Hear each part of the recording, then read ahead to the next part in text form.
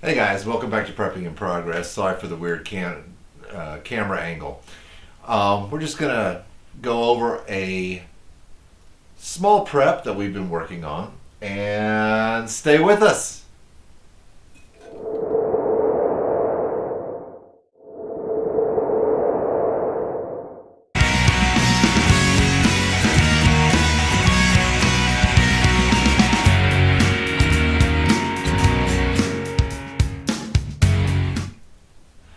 So, heat, winter coming on, right? You know, we all decide to work on, you know, that whole thing.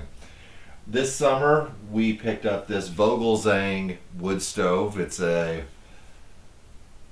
railroad style. Sorry, I've been sweeping and trying to clean up after working in here. It's available at Tractor Supply, $600-700. We got ours secondhand, so it was a wee bit cheaper, and I love it. This place, it heats up quite quickly. There's no chill, um, and there's a few cracks around the doors yet that we're gonna redo, put actual French doors in and some other things. But it gets rid of the chill and the concrete floor real quick and easy.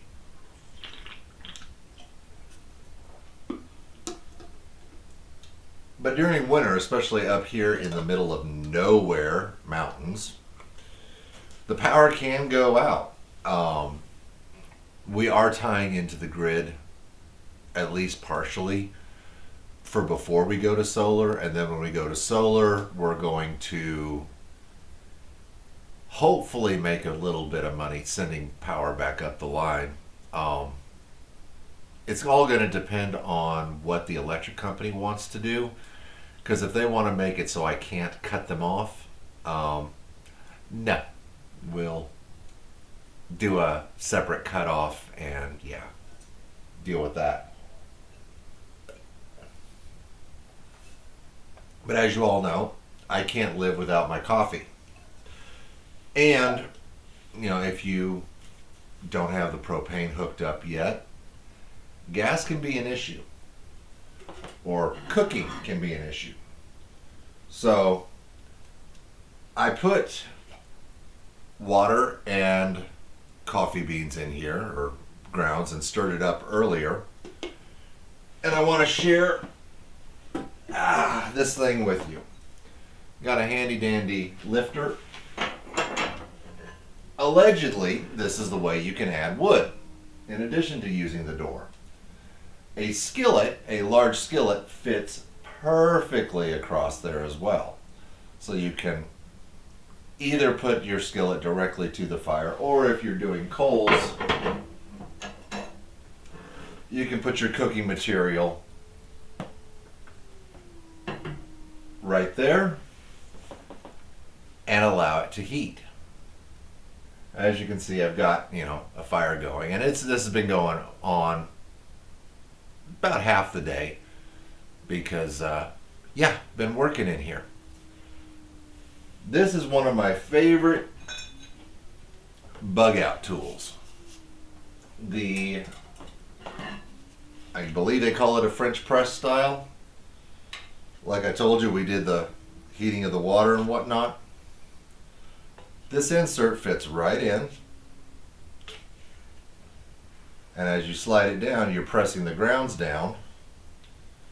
I'll drop the lid back on, and I can feel the heat radiating up through the pot, or down through the pot.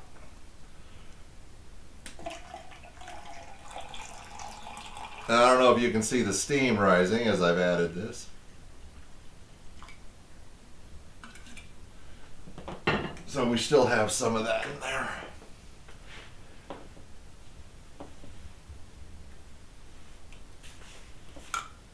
The lid.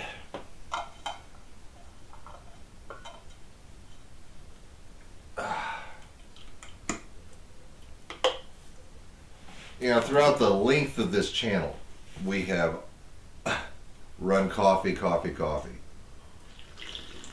Mm. perfect. A little warm, but hey, it's all good. So let's talk about a stove like this. It's wood, works wood and coal, so it's a dual fuel stove. It makes it so you can cook on it and puts off a decent amount of heat. Now, we did have some problems with it. The way the stove is lipped, the oval for the stovepipe is right about here.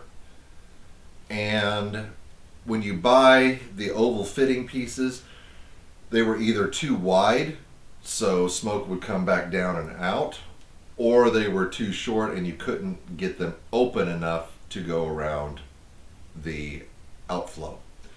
What we ended up doing was taking a cap, doing a stencil in the cap and cutting the metal out, fitting it down over, taking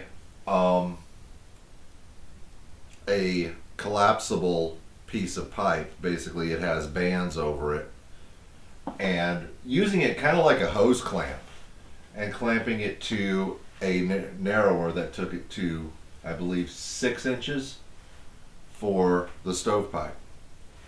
And it, I'll admit, we had to go through and we had to seal with the black cement and the clear adhesive to make sure that it would close off.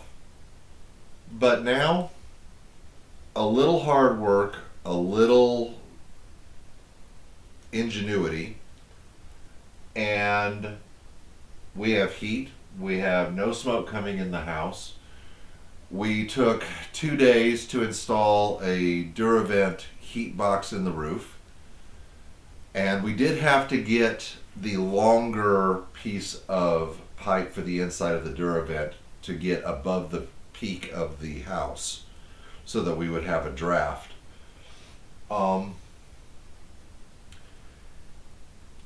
Life is good. This thing will, like I say, keep our house warm throughout the winter. We will have the option to cook, and it gives you a little bit of a romantic atmosphere. One thing I dearly love about it is when you close the door and you leave the vent open, it makes a woof, woof, woof, woof, woof, woof sound, much like the noises that my grandfather would make when I was a little boy and he was telling a story about the trains that would go through Freiburg, Louisiana when he was a little boy. To me, he loved trains. He had picture books of the old steam locomotives. He absolutely adored them. He wasn't a big diesel guy, but wood and coal burning steam locomotives, he could break down and tell you exactly how they worked, how the steam was used to create the power to move the big wheels, and how they would kind of slip the first few times. I'll try to do him justice, but he would tell how they would make a cha cha cha sound as they would begin to turn. And his childhood home, the back of the yard, the field, I wish he was still with us so he could explain to me just how far from the house it was, but it backed up to the railroad tracks. And every night he would hear and go to sleep to the sound of the steam locomotives, the passenger trains, coming into Freiburg, Louisiana, and then leaving again. And the sounds that this stove makes remind me of those trains. The fact that it is the style of wood stove that would be in a caboose for the conductor and brakeman to huddle around in the cold as the train traveled down the track in winter is another neat tie to him. I wouldn't be in the prepping movement without my grandfather's knowledge and inspiration, because he was a child of the Depression. He grew up during it. He understood about having a garden, understood about having spring water and well water, and not being tied into infrastructure that can go downhill quickly. He is to this day one of my inspirations. And he keeps me going when things get tough. So there's a little bit about my grandfather, there's a little bit about this. And the ash pan, of course, is in the bottom, but it actually opens up with this little door, and you can pull the ash pan out that way and dump it.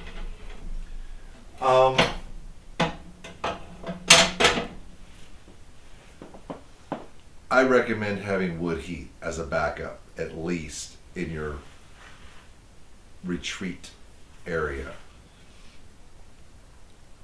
I hope you just take that into consideration when you're looking at either getting property or moving away from the towns, moving away from the grid.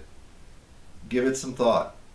So anyway, thanks for watching Prepping in Progress. We're trying to get things going and rolling forward again. I'll talk to you later. Stay with us. Hang in there. You got this.